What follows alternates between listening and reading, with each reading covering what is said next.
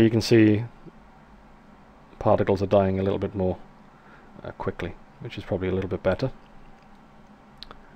Okay, that's cool.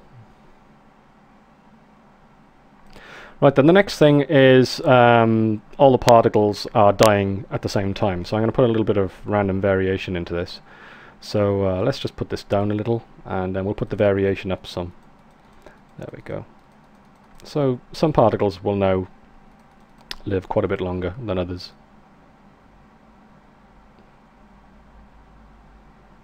Okay, that's cool. So we've now got a nice feathered end to the flame. The next thing I want to do is I want to give the effect that there's some sort of wind in the room. We'll go to space warps again, and we'll create a wind. I actually want to create something of a turbulence effect, so I'm actually going to pop the strength of the wind down to 0, because in this case we're not actually going to be using the wind itself, just the turbulence part of it. And I'm going to create a second force and put it into this event. There we go. And I need to add the wind to it. There we are. And now I'm going to put the scale down to something quite small, change the frequency to probably twice that, and just put up the turbulence a little bit.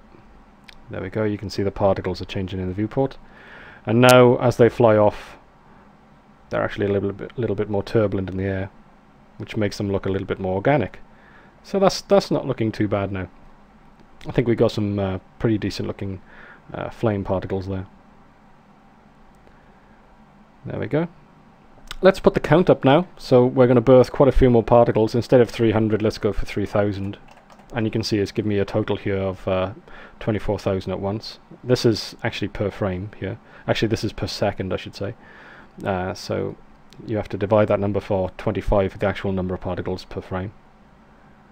So there we go. We've got quite a thick, nice flame effect there. It's pretty cool.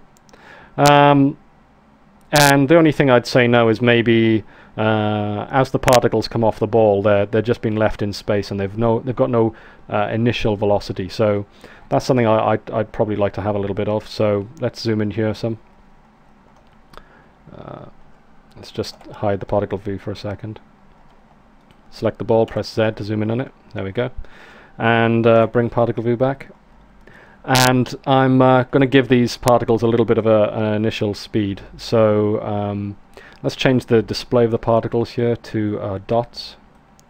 There we are, then a lot smaller now. If they actually have some velocity, you could change them to lines, and that can give you quite a nice display. Just show you that with lines.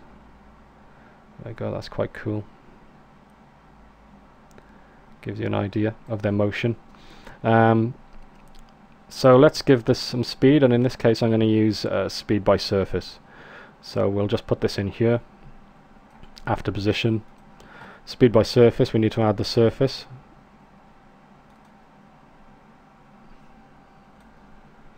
Okay, as you can see, the speed at the moment is probably a little bit too high. So let's go back to the beginning of the animation. Change the speed to something a little bit more sedate, 5 instead of 300.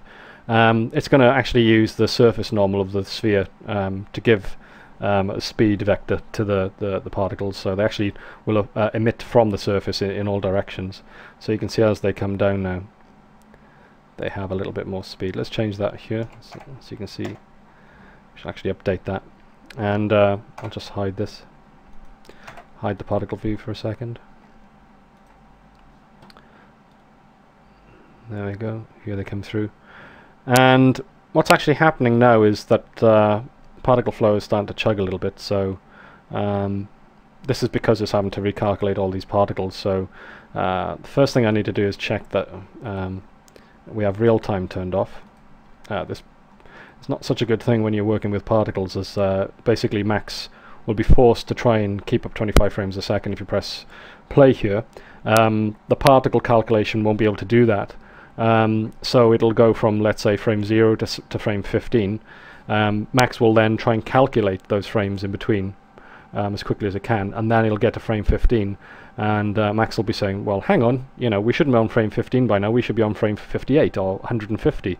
So then it'll skip to frame 150, and then it'll calculate all the frames in between, and you'll just get a very stuttering playback. So it's much better to actually have it play every single frame, and there's much more chance where Max will be able to calculate the differences between individual frames in real time, well, near real time, than you would ever get with actually trying to force real-time playback. So if I play that now, you can see that's actually, it's slower than real time, but we're getting a much better sort of idea of the playback, and at least it's nice and smooth.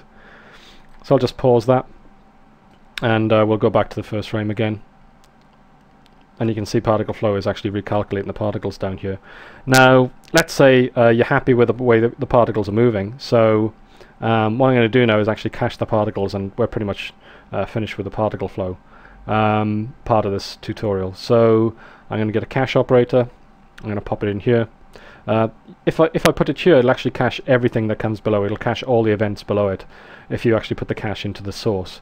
Whereas if you put the cache into an individual event, it'll just cache the particles whilst they're in that event. So it's actually a very powerful feature. You can cache particles only where you want them to be cached, or you can actually cache the particles for the entire system. So I've put it in source, so it's going to cache the entire system. And the memory limit here is set at this many kilobytes, so I'm going to put that up to as much as it can handle. There we go. And now if I play through, Max will actually play the particles, and at the same time it will cache them. And you can see here it's showing the total amount of memory that's been used to cache the particles. Now you notice just now when I was scrubbing through the timeline and I tried to scrub backwards, I had to try and calculate all the frames in between. It hadn't done yet. Whereas now that it's cached, if I just close down the particle view again, I'll be able to scrub forwards and backwards in time, and it's as smooth as you could ever want. So that's pretty cool. There we go. So there we are. We have our particles, and they're burning, and they're coming off our ball. And what we'll be doing in the fourth part of our tutorial is to actually render this scene. And it's in that section that we'll actually set up the particles so they render and they look a little bit more like flame. Okay, so let's do that.